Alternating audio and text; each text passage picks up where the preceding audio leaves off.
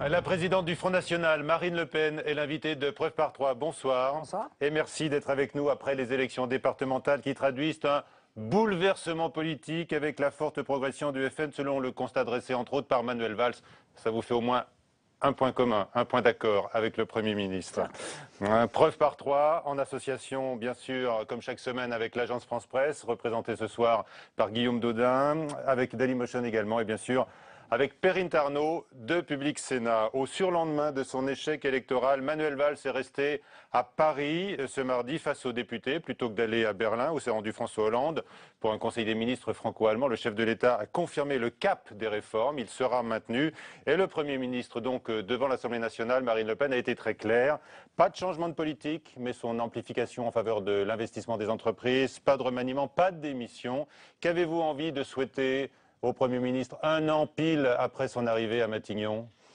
Alors d'abord, je remarque que le président de la République, à chaque fois qu'il perd une élection, il file à Berlin pour aller se justifier auprès de Mme Merkel. C'est quand même pas très rassurant. Ça confirme ce que nous disons, à savoir qu'il est en fait un sous-préfet de l'Union européenne et il va donc chercher ses ordres ou se faire taper sur les doigts ou exprimer auprès de Mme Merkel le fait que, malgré les résultats des élections, c'est très révélateur sur le plan du fonctionnement de la démocratie, malgré les résultats des élections, eh bien, il continuera la feuille de route que lui a donnée l'Union européenne et ce, de la manière la plus servile qui soit. Vous imaginez bien que moi qui suis attaché à la souveraineté de la France, ceci me déplaît absolument profondément. Rien d'étonnant à ce que Manuel Valls annonce qu'il va continuer sur la même voie. Il l'avait dit avant même le résultat. Bon, donc les Français ont le sentiment que ce sont des élections pour rien, puisque quoi qu'ils disent, quoi qu'ils expriment par leur vote, eh bien le gouvernement continue de manière rectiligne à envoyer la France dans le mur, puisque c'est la politique d'austérité. Nous avions annoncé au Front National qu'après Macron 1, il y aurait Macron 2, puis après il y aura Macron 3. Eh bien, vous voyez, Macron 2 pointe le bout de son nez. Mais vous ne souhaitez pas au moins que Manuel Valls dise vrai quand il dit que la reprise est là, qu'il y a des signes positifs? Mais écoutez, ça fait 2 ans et demi qu'on nous raconte cette faribole, c'est-à-dire ça va arrêter. Et encore, je suis gentil parce que Nicolas Sarkozy nous faisait la même chose avec Madame Lagarde. Vous vous souvenez pas, Madame Lagarde, tous les 6 mois, elle arrivait en disant « la crise est derrière nous ». Tous les 6 mois. Et tous les 6 mois, la crise s'aggravait. Et elle revenait imperturbablement pour dire « la crise est derrière nous ». Mais je veux dire, pendant combien d'années ils vont nous prendre comme ça pour des enfants? Évidemment que la crise est là, le chômage est massif, il continue d'augmenter et il n'y a absolument aucun signe de reprise. Les petits frétillements d'ailleurs qui existent ne sont pas liés à la politique du gouvernement. Permettez-moi. La France peut en profiter. Non mais d'accord, bon, ok, très bien, mais ça n'a aucune relation avec la politique mise en œuvre par le gouvernement. Alors justement, la politique. C'est lié à la baisse du niveau de l'euro. Tiens, je remarque que la baisse du niveau de l'euro, tout le monde s'en félicite quand c'est pas Marine Le Pen qui la propose, mais c'est pas grave. Bon. Manuel Valls a répété aujourd'hui qu'il l'avait réclamé également. Ah d'accord, donc quand moi je demandais une dévaluation, c'était épouvantable, ça allait être le chaos, mais quand eux ils demandent une dévaluation, eh bien c'est merveilleux, ça apporte des points positifs. Non mais je le note. Bon, c'est lié à la politique de planche à billets de l'Union européenne, dont je rappelle que quand je proposais pour la France de la création monétaire, on m'expliquait que ça allait être aussi le chaos, oui, mais qu'au niveau européen, ça ne crée pas le chaos. Il y a des choses qui vont dans le bon sens alors au niveau européen, Marine Le Pen. Non, je vais vous expliquer pourquoi, mais non, ça n'est pas la politique qu'il faut mener, car la réalité c'est que cette planche à billets, elle sert en réalité à renflouer les banques et non pas à aider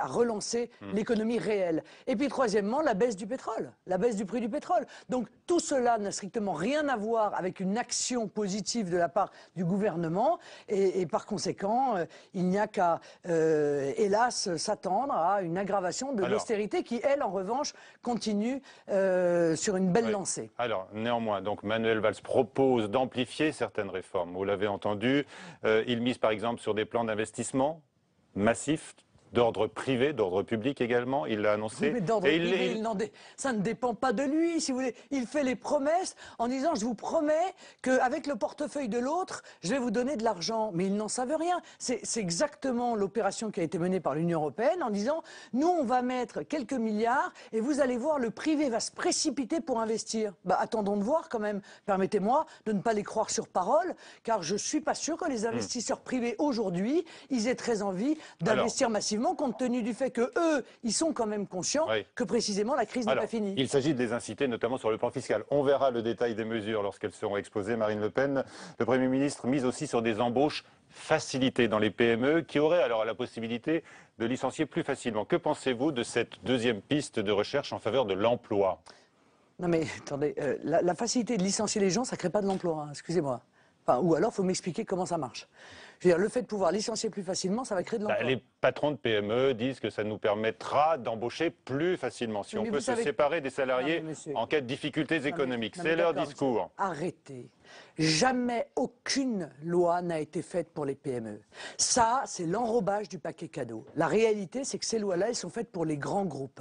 Et qu'est-ce que ça va être facile pour un grand groupe de dire « Ah bah vous voyez, ma filière, là, elle perd de l'argent, alors il faut que je licencie massivement, parce qu'entre-temps, il aura transféré ses bénéfices dans une autre filière, peut-être même dans un autre pays. » Vous le savez parfaitement. Donc ça, c'est fait pour les grands groupes, c'est pas fait pour les PME. Et encore une fois, on gère la pénurie. Mais où est-ce qu'on crée de l'emploi avec ces mesures-là? Il n'y a pas de création d'emploi, car pour créer de l'emploi, il faut radicalement changer le modèle économique. Et il faut tourner le dos à la politique d'austérité qui va s'accélérer, car c'est l'objectif de la loi Macron. Et nous sommes là d'ailleurs, dans cette loi-là, dans les annonces de M. Valls, exactement comme par hasard, dans ce que réclame l'Union européenne. C'est drôle, c'est exactement ce qu'ils ont réclamé à la Grèce aussi. Vous voyez? Donc, et on voit ce que ça a donné pour la Grèce. Car la situation de la Grèce... On en parlera plus tard, mais on voit surtout l'action du nouveau pouvoir qui n'est pas brillante. Ah bah voyons, ils sont là depuis 3 mois. C'est eux qui vont être responsables de la baisse de 25% des salaires. C'est eux qui vont être responsables des 60% de chômage chez les jeunes. Il faut quand même être un petit peu juste et honnête. La réalité, c'est que la situation de la Grèce aujourd'hui est exclusivement de la responsabilité de l'Union européenne et de la Troïka qui ont imposé à ce pays une cure d'austérité massive qui a arrêté l'économie et précipité le peuple grec dans une souffrance inouïe. Alors, on reviendra sur la situation de la Grèce aujourd'hui tout à l'heure, dans la dernière partie de l'émission avec Perrine Arnaud, si vous êtes d'accord. Un mot peut-être sur le plan social qui s'annonce aujourd'hui, en tous les cas la décision de justice, la liquidation du transporteur Maury Global avec 2150 salariés qui se retrouvent sur le carreau. Le gouvernement, les pouvoirs publics s'étaient portés au secours de l'actionnaire qui manifestement là a été défaillant. Que feriez-vous, vous, face à cette situation? Je les protégerais de la concurrence internationale déloyale. C'est ça qui les tue. D'accord? C'est ça qui tue les transporteurs. C'est la concurrence internationale déloyale. C'est se retrouver en concurrence avec des entreprises qui utilisent des conducteurs qui n'ont absolument pas les mêmes normes sociales, qui n'ont absolument pas les mêmes temps de travail. Et évidemment, confrontés à cela, eh bien, les entreprises de transport français ne peuvent pas lutter contre cette concurrence internationale. Vous savez que ce sont parfois ces entreprises françaises-là qui vont embaucher à l'étranger. Mais ils ne peuvent pas faire autrement, monsieur, car pour être compétitifs, on les force à faire cela. C'est exactement comme quand on a mis en place la directive détachement des travailleurs. Quand une entreprise d'un secteur utilise des travailleurs détachés, les autres entreprises sont obligées aussi de le faire, car sinon, eh bien, elles n'ont plus qu'à fermer boutique. Donc, le gouvernement, avec cette directive détachement des travailleurs, organise une préférence étrangère à l'emploi, puisque le travailleur étranger coûtant moins cher, c'est lui qui passe en premier, et de surcroît, il oblige en quelque sorte les entreprises qui voudraient faire du patriotisme économique à précisément aller embaucher à l'étranger. Je veux dire, on marche sur la tête, quoi. Manuel Valls se montre constant dans son combat contre vous l'aurez entendu, contre le Front National. Au nom, il l'a répété devant l'Assemblée nationale, au nom des valeurs de la République, Marine Le Pen. Et il prévient, je continuerai. Il vous a donc identifié comme le péril numéro 1. On se demande si ça vous sert, finalement. C'est pas le fondamentalisme islamiste, le péril numéro 1, non? C'est pas le terrorisme? C'est pas parce que le Front National, lui, il a fait de mal à personne. Il est ni responsable. Il évoque les valeurs de la République. Il est ni responsable du terrorisme, ni responsable du chômage, ni responsable de l'insécurité, ni responsable de la dette, ni du déficit, etc., etc. Quelle valeur de la République? Alors il dit notamment que le pays est trop divisé, trop fracturé. Est-ce que vous êtes d'abord quelle valeur? D'accord avec ce constat? Non, parce que moi, je remarque une chose, si vous voulez, c'est que je vais sur des plateaux de télévision où je vois des journalistes répéter comme des perroquets ce que racontent les uns et les autres. Et dire c'est toujours la même chose, et les valeurs de la République, les valeurs de la République. J'ai pas vu un journaliste leur poser la question. Lesquelles? Lesquelles précisément? Monsieur Valls dit le Front National est anti-républicain. Précisément, pourquoi? Mais il a fait Quelles toute sont la les campagne règles? des Quelles sont les départementales valeurs? là-dessus. Non mais d'accord, mais entendu, comme nous tous. mais personne ne lui pose la question. Ça, ce sont des paroles verbales contre les valeurs de la République. Lesquelles? Moi, je tiens que le Front National est celui qui, précisément, non seulement respecte le plus les valeurs de la République, mais cherche à imposer à la classe politique le respect des valeurs de la République. Il le dit, il va continuer le combat sur ce thème-là. Oui, mais d'accord, mais parce qu'il n'a rien d'autre à dire, permettez-moi. Quand on ne peut pas défendre son propre bilan tellement il est mauvais, tellement il est nul, eh bien, il faut bien essayer de détourner l'attention. Alors, on détourne l'attention en luttant la vieille bonne méthode qu'on connaît depuis des décennies contre le Front National, qui est accusé de tous les maux, qui est paré de tous les défauts et qui, encore une fois, est accusé d'être un danger. Mais un danger pour qui? À part pour eux, à part pour cette classe politique qui a peur du grand remplacement, mais du grand remplacement de la classe politique, par le Front National. Ouais, d'accord. Vous ne parlez pas des immigrés, le grand remplacement. Non, non, je parle du grand remplacement de la classe politique par le Front National représentant du peuple français. Alors, dans les critiques qui visent le Front National, il y a celle du célèbre couple Serge et Beat Klarsfeld, le célèbre avocat chasseur de nazis, qui annonce d'ailleurs qu'il quittera la France si vous êtes élu, et il vous voit porter un fascisme à la française. Alors que leur D'ailleurs, je l'ai répondez-vous? entendu dire que l'arrivée au pouvoir de Marine Le Pen serait la destruction de la mémoire de la Shoah. Non mais sérieusement. Non mais c'est délirant, quoi, je veux dire. C'est complètement délirant. C'est quoi? C'est ça l'axe d'attaque pour les quelques mois qui vont nous séparer de la présidentielle? C'est mettre une mèche et une moustache? Ça va être ça, l'axe d'attaque? Mais je veux dire, c'est en même temps pitoyable, dérisoire, grotesque et objectivement assez daté, il faut dire.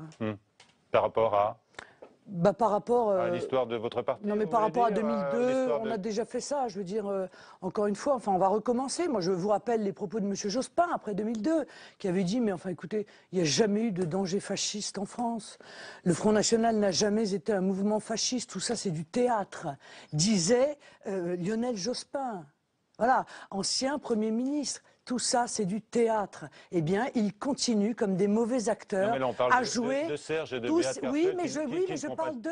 Mais je parle de mais si je parle d'eux, je parle de l'UMP, je parle du Parti socialiste. Ce sont des vieux acteurs qui jouent, qui rejouent une pièce de théâtre qui n'a plus de spectateurs. Si on reste quelques secondes encore sur le couple de Serge et Beat Klarsfeld, qui ont pourchassé toute leur vie durant les anciens nazis et qui publient ces jours-ci leur mémoire. Il y a peut-être une incompréhension, mais vous avez envie peut-être d'exprimer votre admiration pour ce qu'ils ont fait dans leur vie ou pas? Pardon, je ne vais exprimer aucune admiration pour des gens qui m'accusent, moi, de vouloir détruire la mémoire de la Shoah. Mais je suis né en 68, moi, monsieur. Qu'est-ce que c'est que ce cinéma? Je veux dire, qu'est-ce que c'est que ce cinéma? Alors moi, je suis scandalisé par ce type de déclaration. Scandalisé. Voilà. Je trouve que c'est indigne.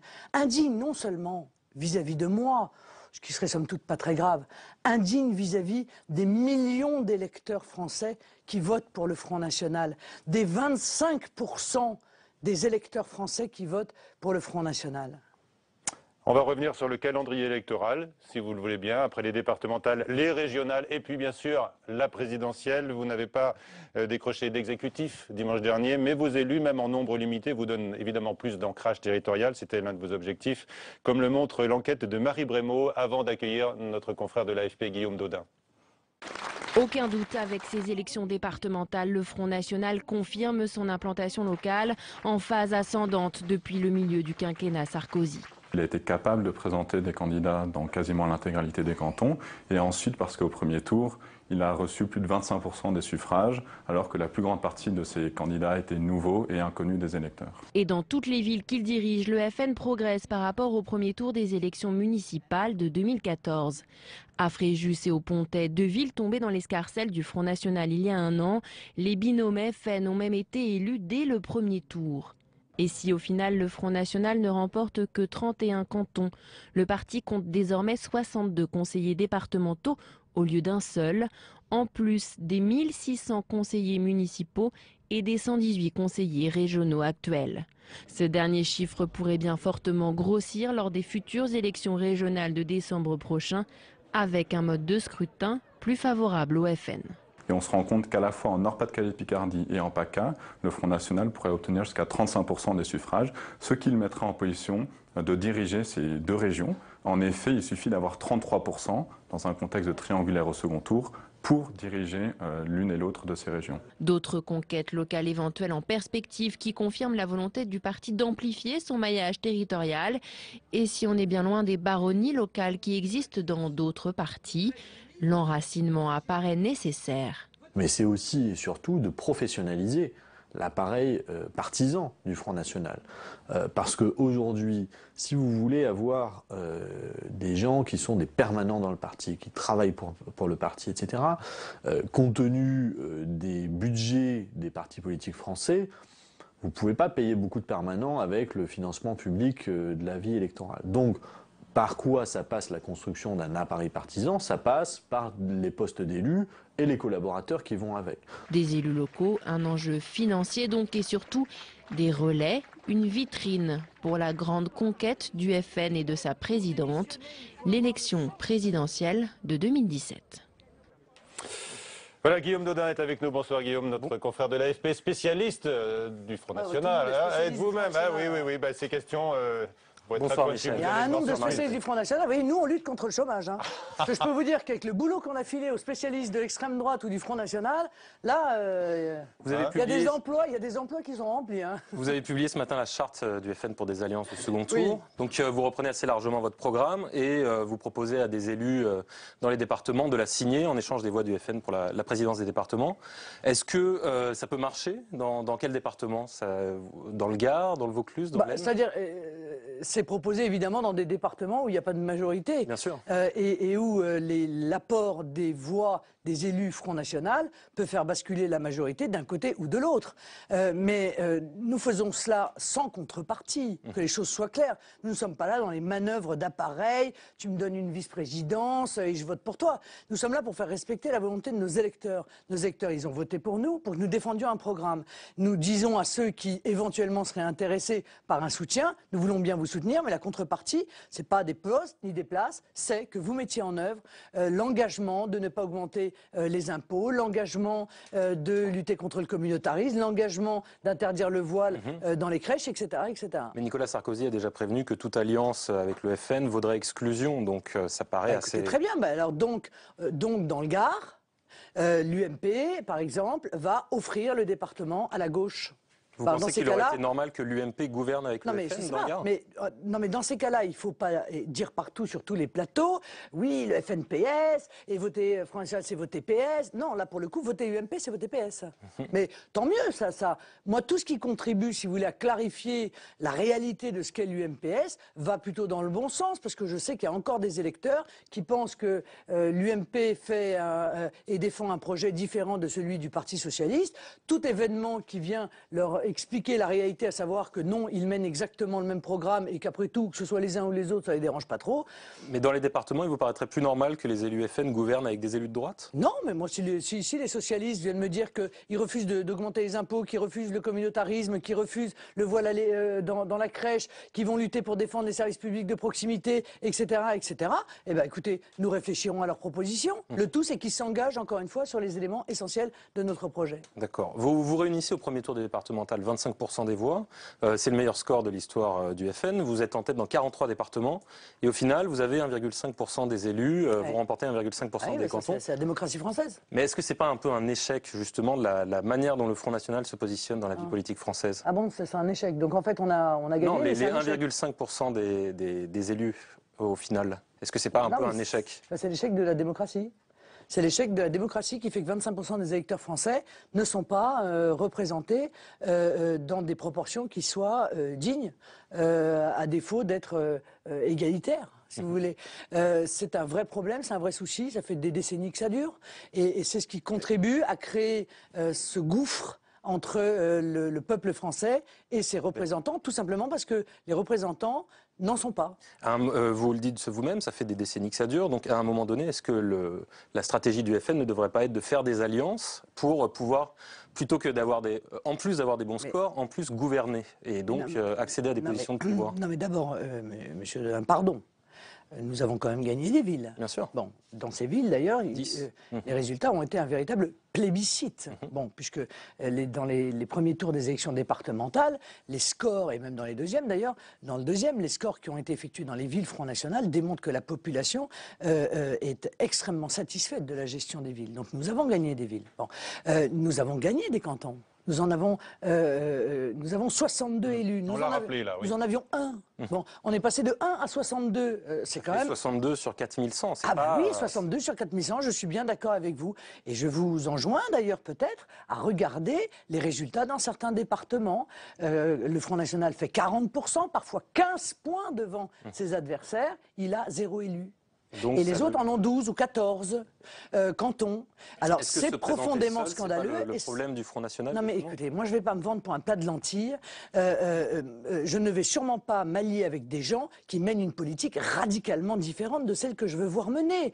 À ce moment-là, je ne sers à rien. Je veux dire, il y a toute une série de gens à l'UMP et au PS qui passent leur vie à appeler à voter les uns pour les autres, à se désister les uns pour les autres. C'est déjà, il y a déjà un parti unique de ce côté-là. Bon, moi je suis là pour proposer une alternative. Et vous avez d'autres élections qui s'annoncent avec un mode de scrutin qui vous est plus favorable. Les régionales, vous avez parlé de pouvoir gagner dans 4 ou 5 régions. Donc il y a le Nord-Pas-de-Calais-Picardie où là vous allez peut-être, où vous avez fait des très bons scores. Je crois que c'est de l'ordre de 34%. Il y a la PACA, vous avez fait 33%. Donc ça va être, c'est les départements les plus accessibles. Vous avez fait des calculs? Oui. Bah, si vous voulez, le mode de scrutin des régionales est un mode de scrutin radicalement différent de celui des départementales. C'est celui qui arrive en tête au second tour qui gagne la région. Voilà, c'est aussi simple que cela. Donc, nous allons probablement, évidemment, nous retrouver en triangulaire. Donc, il n'y a pas 50 possibilités pour l'UMPS. Soit il se retire, l'un se retire au bénéfice de l'autre et il disparaît totalement de la région pendant 6 ans. Soit il fusionne les listes UMPS, hein, c'est ce que M. Le Serre de l'UMP a proposé d'ores et déjà dans le Nord. Il a proposé de présenter une liste commune UMPS et il dit d'ailleurs que Mme Aubry serait d'accord. Bon, donc vous voyez que tout va pour le mieux dans le meilleur des mondes. Soit ils appellent, un est éliminé et ils appellent à voter, ou soit ils se maintiennent. Voilà. Bon, vous voyez, il n'y a que 3 possibilités. Nous pouvons gagner, bien sûr nous pouvons gagner. Et parce que nous sommes, dans beaucoup de départements, les plus forts. Mais vous avez été jusqu'à dire que même dans Midi-Pyrénées, Languedoc-Roussillon, la victoire était accessible. Parce qu'il faut arriver en tête. Or, nous sommes arrivés en tête. Le bloc de gauche, on est d'accord qu'ils ne vont pas forcément s'unir parfaitement, mais le bloc de gauche, par exemple, dans cette région, fait presque 20 points de plus que le FN. Eh bien, nous verrons. Nous verrons. Et pour les départementales, vous ne faisiez aucun pronostic là-dessus, on est d'accord? Vous en faites pour les régionales. Comment expliquez-vous cela? Parce que précisément, je pense que le mode de scrutin des départementales est un mode de scrutin scélérat, puisqu'il prive 25% des électeurs français d'une représentation légitime, et que je sais parfaitement qu'au dernier moment, l'UMP et le PS se mettent ensemble, appellent à voter les uns pour les autres, se désistent au bénéfice des uns ou au bénéfice des autres, et que donc il est imprévisible, il est très difficile de prévoir, si vous voulez, le nombre de cantons qui peuvent être gagnés. Ce qui est prévisible, c'est que l'UMPS est de plus en plus fusionné entre eux et que, après tout, il ferait bien de faire un parti unique et puis comme ça, au moins, ce serait plus... Et dire que des régions sont gagnables, vous pensez que ça mobilise particulièrement vos électeurs? Ça les incite à aller... Non, mais je dis la vérité, voilà. Je dis la réalité de ce qui est. Ces régions sont gagnables. Si je regarde les élections européennes et si je regarde les élections départementales, étant entendu que les réflexes de vote sont, à mon avis, plus proches des européennes dans des régionales que des départementales, parce qu'il y a beaucoup moins, quand même, d'aspect local dans des régionales, surtout dans des grandes régions fusionnées, oui, nous pouvons gagner un certain nombre de régions. Vous n'arrêtez pas de parler de l'UMPS, mais Nicolas Sarkozy a été très ferme sur la doctrine du nini. C'est une plaisanterie. Non, non. Ah bah alors, alors il faut qu'il quitte la tête de l'UMP, parce que personne ne l'a écouté. Parce que dans la Drôme, parce que dans le Nord-Pas-de-Calais, parce que dans la Meuse, parce qu'en Moselle, parce que à Nîmes, tous les UMP ont appelé à voter PS. Et ils se sont même désistés pour permettre l'élection de socialistes et même parfois de communistes, comme ça a été le cas à Perpignan. Les UMP appelant à voter communiste. Alors arrêtons le cinéma. Il y a quelque chose qu'on ne comprend pas bien dans une interview à paraître à Causeur. Vous dites que l'UMPS n'existe pas pour la présidentielle. Alors ça existe à certaines élections et à d'autres... Non, parce que la présidentielle est une élection tout à fait particulière où les étiquettes des partis politiques ne rentrent pas en ligne de compte, où c'est la personnalité des candidats qui est importante. C'est la rencontre entre un homme où une femme est le peuple, directement. Et donc je pense que, d'ailleurs vous imaginez bien, on peut l'imaginer entre nous, que des reports de voix, par exemple du Parti Socialiste, ne seraient pas les mêmes sur Nicolas Sarkozy ou sur Alain Juppé. Ils en jouent d'ailleurs l'un et l'autre. Donc on voit bien que ce sont cette UMPS fonctionne évidemment moins bien. Ça ne veut pas dire que le Parti Socialiste éjecté du second tour n'appellerait pas à voter UMP et vice-versa. Hein. C'est exactement probablement ce qui se passera. Mais bien sûr, parce qu'en fait, ils ne survivent qu'en s'entraidant. François Hollande appelant à voter Nicolas Sarkozy. Mais bien sûr, parce qu'ils n'existent qu'en s'entraidant l'un l'autre. En réalité, si l'un disparaît, l'autre disparaît aussi. Florian Philippot avait raison de dire, ce sont les inséparables. Je veux dire, quand l'un meurt, l'autre meurt aussi. Et donc, ces réflexes-là leur permettent de se maintenir au pouvoir depuis des années sans respecter la volonté du peuple. De l'un ou de l'autre, lequel préféreriez-vous avoir comme adversaire du second tour, si vous y parvenez? Mais j'ai pas de préférence, je vais vous dire, j'aurais pas une ligne à changer de mon argumentaire contre l'un ou contre l'autre. Ils ont mené la même politique. Un serait peut-être un moins grand danger. Ils ont mené la même politique. Moi, je fais de la politique. Ils ont mis les mêmes chiffres de l'immigration, les mêmes délires du laxisme en matière judiciaire, la même politique économique, la même austérité. Plus dangereux que pour vous. Ça a l'air plus simple en général pour le Front National face à un candidat de gauche, par exemple, que face à un candidat de droite. Par exemple. Non, mais de toute façon, on parle de rien, là. On parle pour ne rien dire. C'est pas nous qui décidons, c'est le peuple français qui décide. Donc, laissons la primaire UMPS se dérouler. La primaire UMPS sortira le candidat de l'UMPS, le candidat du système, qui arrivera au second tour. Vous êtes sûr d'être au second tour? Vous êtes sûr d'être au second tour? Oh, sûr, on n'est jamais sûr de rien. Je veux dire, je peux sortir demain de votre studio, il peut m'arriver n'importe quoi. Non, écoutez, même pendant l'émission, il reste encore 20 minutes. Bon, en tout cas, vous l'affirmez, votre objectif, c'est l'Élysée. Et pour parvenir à l'Élysée, il faut 50% plus une voix. Oui. Quelle est la stratégie que vous allez développer pour ça, sachant que toutes les élections le montrent, vous progressez, mais au deuxième tour, scrutin majoritaire à 2 tours, c'est quand même compliqué, toujours pour le Front National, de se faire élire. Bon, enfin, c'est compliqué, mais enfin, il y a des augmentations spectaculaires entre les 2 tours. Bien sûr, mais là, il y a des augmentations depuis 2012, personne ne le conteste, mais départementale, 1100 second tour, 30 élections, donc il y a encore, pour que ça se généralise au niveau de la France. Oui, d'accord, 30 élections, mais vous avez vous-même fait le calcul, plus de 90 cantons, ou 99, je crois, cantons qui étaient entre 45 et 50, dont 22 qui étaient entre 48 et 50. Bon, donc voilà, non, mais ça, je pense qu'il faut arrêter de vouloir absolument intégrer des mathématiques dans la politique. La politique, c'est autre chose que des mathématiques.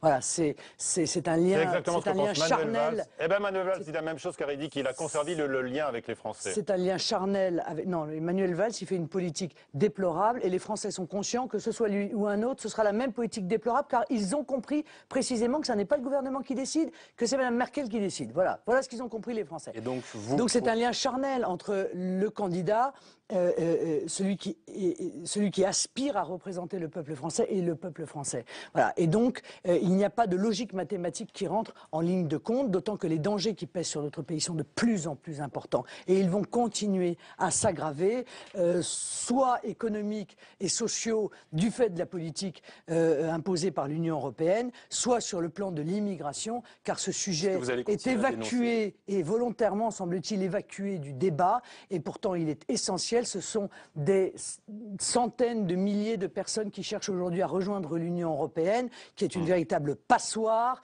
La déstabilisation de la Tunisie, qui est la conséquence des erreurs politiques que Nicolas Sarkozy a commis en Libye, tout cela, évidemment, va continuer à faire peser sur le pays un poids qui va devenir au fur et à mesure insupportable. Dernière information sur le 3e tour des départementales.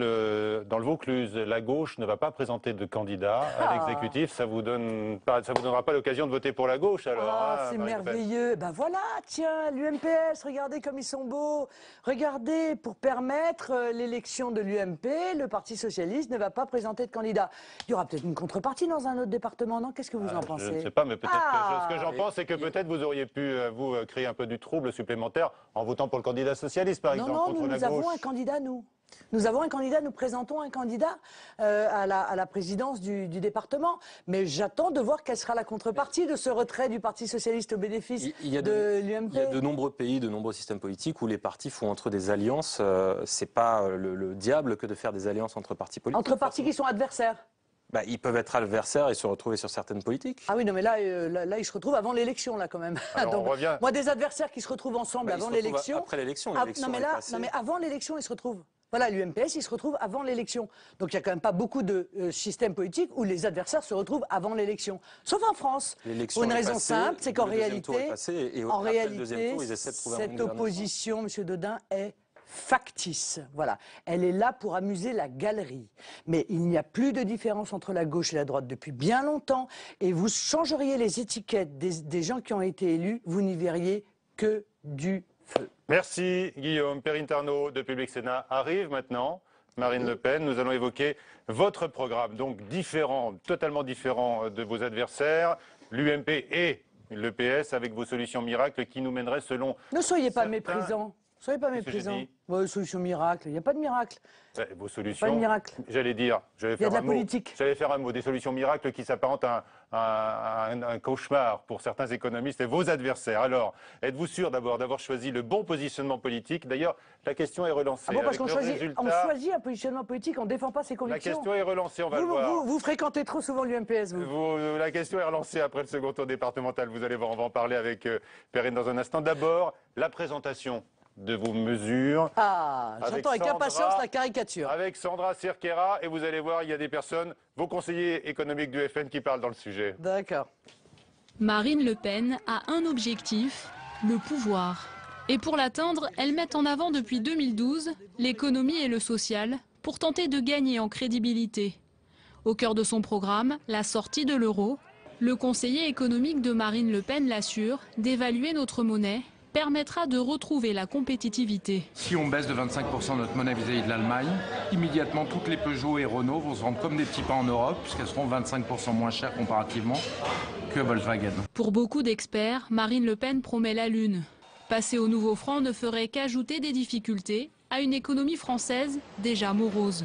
Une situation explosive au niveau de l'endettement, une méfiance très importante à l'égard de la dette française, une augmentation des taux d'intérêt internationaux avec lesquels on peut refinancer notre dette. Donc là, effectivement, ce sont des engagements qui sont très très lourds et intenables. Autre mesure économique du Front National, augmenter les salaires. Un coup de pouce de 200 € net à tous les salariés touchant moins de 1 500 €. C'est pas qu'on va on va augmenter le SMIC, c'est qu'il va augmenter parce qu'on va baisser les cotisations payées par les salariés, les cotisations salariales. Alors ça coûte quelques milliards, mais ça sera compensé par justement une taxe de 3% sur les produits importés. Cet économiste dénonce une mesure démagogique qui coûterait 20 milliards d'euros et plomberait la compétitivité des entreprises. Donc je crois qu'il y a une forme de paradoxe, d'un côté de dire je veux défendre le pouvoir d'achat des salariés, j'augmente le salaire et au même moment je les taxe en dévaluant et en mettant en place des droits de douane. Mais je crois que le programme du Front National est rempli en réalité de contradictions. Des contradictions qui pourraient nuire à la crédibilité du programme et détourner du FN une partie de son électorat, comme les artisans et les petits entrepreneurs effrayés par un protectionnisme à outrance. Voilà, Perrine Tarnaud est avec nous. Bonsoir Perrine. Bonsoir Michel. Alors nous allons rebondir sur ce sujet qui a fait bouillir Marine Le Pen pendant sa diffusion. Non, mais écoutez, est-ce que Marine Le Pen, votre programme économique ne déroute pas des électeurs potentiels qui doutent de sa faisabilité? Non, ce qui déroute, c'est les mensonges que leur déversent ces pseudo-experts qui sont en réalité des fumistes. Je vous le dis gentiment, mais clairement. Voilà quelqu'un qui vient dire que la proposition que nous faisons de faire prendre en charge par l'État 200 € de la part salariale des cotisations sociales plomberait la compétitivité des entreprises. Et par quel bout? Parce que ça plombe leur compte. Pourquoi? Supplémentaire, oui. salaire supplémentaire. Pris par l'État. Pris par l'État, ça coûte très cher. Oui, c'est ça. Donc ça coûte 20 milliards. Et les 20 milliards, ils sont financés par une contribution sociale à l'importation. Les entreprises pourront à terme avoir peur, si vous voulez, de se retrouver avec des salaires trop élevés. Est-ce que l'État va pouvoir, pendant X années, ça va être horrible, ils vont avoir peur de voir leur smicard avoir 200 € de plus qu'elles n'auront pas payé. et qui ne non, mais si l'État n'a pas les moyens, si vous voulez, d'offrir ces 200 € net par mois à chaque salarié pendant plusieurs années. On va s'arrêter là tout de suite. De quoi vous me parlez là? L'État n'a pas les moyens de quoi? Je vous dis que cette mesure est financée. D'accord. Bon, pendant combien d'années? Tous les ans, elle est financée par une contribution sociale à l'importation de 3%. Vous voyez, je vais vous dire, je vais commencer par dénoncer de la manière la plus ferme et la plus officielle, la manière dont nous sommes traités sur les plateaux de télévision et par ce genre d'experts. On raconte n'importe quoi. Voilà, n'importe quoi aux Français. On caricature le programme du Front National, on ne sait même pas de quoi on parle, car on ne l'a en général même pas lu. Ce monsieur-là, il ne l'a même pas lu. Lui, il croit qu'on va augmenter de 200 € le SMIC, ce qui évidemment est une mauvaise mesure, car ça entraînerait une prise en charge par les entreprises qui n'en peuvent plus, d'une charge qui serait insupportable pour elles. Vous voyez, la mauvaise foi, alors c'est ou de la mauvaise foi ou de l'incompétence. Il n'y a pas 50 possibilités. Il met en doute le financement, l'allègement du financement. Vous venez de me dire, c'est financé pour combien de temps? Donc vous n'avez pas lu. Vous n'avez pas lu que nous voulons mettre en place une contribution sociale à l'importation de 3% sur les produits importés, qui donc évidemment arrivent tous les ans. Parce que figurez-vous qu'il y a pas des produits importés qui arrivent tous les ans. C'est sur le pouvoir d'achat du coup. De manière dérisoire. Non, mais ça augmente les prix, ça. De manière dérisoire, monsieur. Par rapport aux 200 € que vont pouvoir obtenir les salaires les plus faibles, de manière dérisoire. Oui. Voilà. Bon. Toujours est-il qu'il y a peut-être un électorat de droite qui est un petit peu dérouté par votre programme économique et qui ne vous suit pas, notamment sur la partie très étatiste, interventionniste. Mais vous prenez un État fort, des nationalisations, par exemple. Non mais madame, c'est pareil. Bon, là aussi, on est dans la caricature la plus totale. On nous explique, Marine Le Pen est comme Mélenchon, elle veut nationaliser tout. Non, évidemment, non, mais c'est ce que dit par exemple M. Gattaz, qui est censé être lui aussi un grand ponte, un grand patron. Il raconte n'importe quoi. Non, mais il s'inquiète du coup d'une nationalisation partielle des banques ou temporaire. C'est bien votre programme. N'importe quoi. D'ailleurs, je remarque que je lui ai lancé la proposition d'un débat, mais on préfère caricaturer mon programme. On lui a proposé. Voilà, dans Challenge, plutôt que de venir débattre avec Marine Le Pen. Bon. On pourrait éventuellement être gêné, d'être obligé de montrer, soit qu'on ne maîtrise pas ce dont on parle, soit qu'on ne connaît absolument pas le programme du Front National. La nationalisation temporaire des banques, elle ne doit s'effectuer que si les banques sont en très grave difficulté. Mais dites-moi, ça n'est pas ce qu'a fait la Grande-Bretagne? Est-ce que la Grande-Bretagne est considérée comme un pays d'extrême gauche? Je ne le crois pas.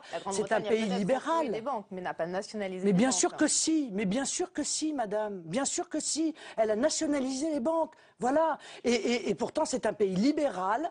Mais à un moment donné, quand on voit que des banques sont en train de tomber, mieux vaut les nationaliser de manière temporaire pour préserver, évidemment, l'intérêt des déposants, plutôt que de voir la situation échapper au contrôle de l'État stratège. L'État stratège, c'est du De Gaulle. Je veux dire, faut pas. Moi, je veux bien que ça effraie les gens de droite, mais moi, je crois que ce qui les effraie, c'est la caricature qu'on donne de notre programme, pas la réalité de notre programme. Donc, vous n'envisagez pas du tout de corriger votre approche économique ni votre projet économique? Mais non, parce que moi, j'ai des convictions. Je crois à ce que je défends, et donc je ne vais pas changer mes propositions au motif qu'un tel ou un tel serait inquiet. Ce que je vais faire, c'est une partie, comme le disait Perrine, peut-être des électeurs de droite. Laissez-moi terminer ma phrase. Ce que je vais donc faire, je vais faire de la pédagogie.